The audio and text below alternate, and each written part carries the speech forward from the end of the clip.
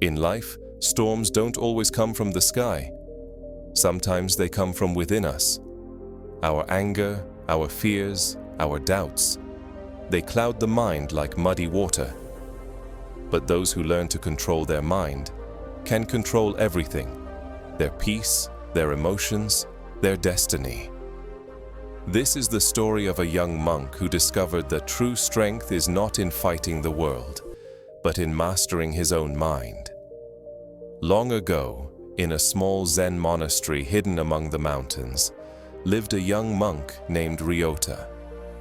He was kind and disciplined, but his heart was restless.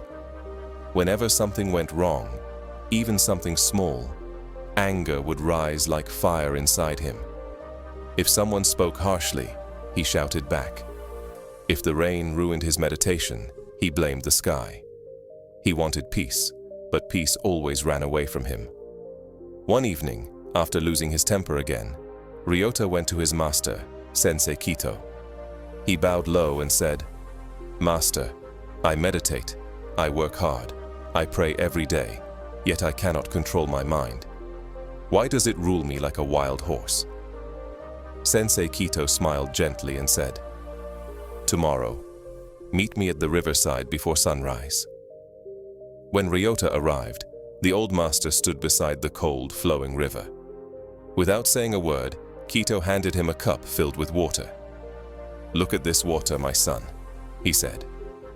Ryota looked. "Now," Kito continued, "shake it." Ryota shook the cup. The water rippled and turned cloudy with sand. Again, Kito asked, "Can you see your reflection clearly?" Ryota shook his head.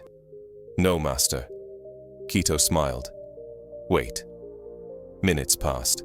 The sand slowly settled at the bottom. The water became clear again. "Now, can you see?" the master asked. Ryota nodded. "Yes, master. I can." The old monk said softly, "Your mind is like this water. When shaken by anger, fear, or doubt, it becomes muddy. You cannot see truth when you are disturbed inside. Let it settle, and peace will return on its own." Ryota closed his eyes. For the first time, he truly understood. Weeks later, another monk insulted Ryota during morning prayers. Old Ryota would have shouted.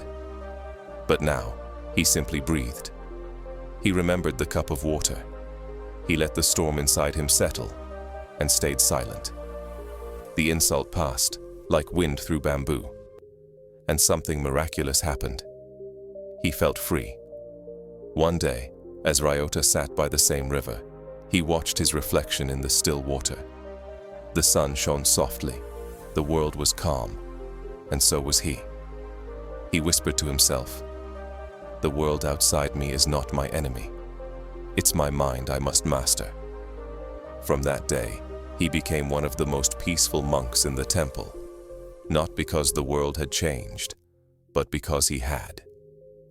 Years later, his master said to new students, "Ryota learned the greatest truth. You cannot calm the storm by shouting at the sky. You calm it by calming yourself first."